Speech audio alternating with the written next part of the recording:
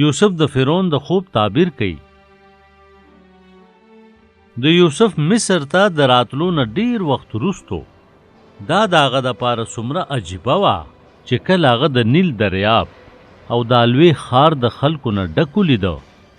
سوداګرو هغه په پوتیفار نومي سړي خرڅ کړ چې د مصر د حاکم د فرعون د لښکر سردار و.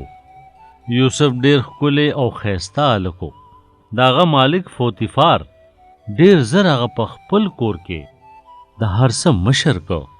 په شورو کې د پوتیفار ښځه د هغه سره ډیره ښه وه، خو کله چې یوسف د هغې سره د غلط کار کولو نه انکار وکړو نو هغه د یوسف دشمنه شوه او هغې پوتیفار ته په دروغ وویل چې یوسف هغې سره د غلط کار کولو کوشش کړی دی. پوتیفار په هغې یقین وکړو او هغه یې په جیل کې واچولو. یوسف په خدای پاک ایمان لرلو او په جیل کې هغه خوشحاله، مهربانه او مددگار ثابت شو. ډیر زر د هغه د ایماندارۍ په وجه د جیل ساتونکو هغه د ټولو قیدیانو مشر کو. کله چې یوسف د 13 کالو شو نو فرعون یو خوب وکړو. د هغې په وجه فرعون په ډیر تکلیف کې و.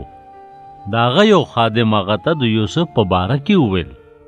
ډیر زر فرعون هغه راوغوښته او یوسف ته وویل چې زه پوهیږم چې ته به زما د خوب تعبیر بیان کې. یوسف جواب ورکړ چې زه پخپله د دې قابل نه یم، خو خدای پاک به فرعون ته ښه جواب ورکړي. فرعون وویل چې د هغه په خوب کې اووه ښکلې او سربې غواګانې د دریاب نه رالې او بیا نورې اووه کمزورې او ډنګرې غواګانې رالې او هغه ښکلې او سربې غواګانې یې وخوړې. خو دا غواګانې اوس هم کمزورې او ډنګرې او په خراب حالت کې وې. بیا یوسف بادشاه ته وویل چې ستا د خوب مطلب دا دی چې په دې ملک کې به 2 کاله ښه فصلونه وشي او ورپسې 2 کاله به قحط وي او فصلونه به نه کیږي او د خوراک کمی به راشي. او هغه بادشاه ته وویل چې داسې څوک پیدا کی چې په دې 2 ښو کلونو کې غلط جمع کی. بادشاه هم یوسف خوښ کو او هغه یې د مصر 2م طاقتور حاکم جوړ کو. خدای پاک خپل دوست یوسف هیر نه که.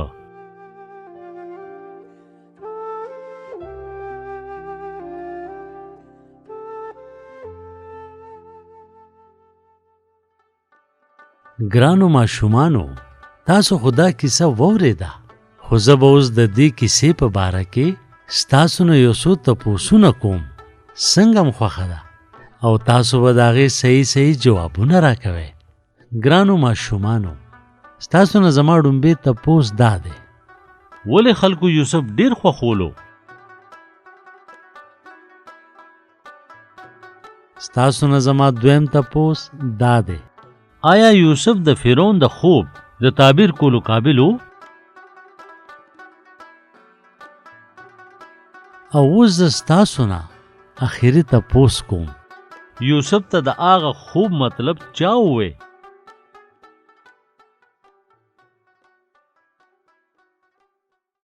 ګرانو اورېدونکو، یقینا چې دا کیسه به ستاسو خوښه شوې وي.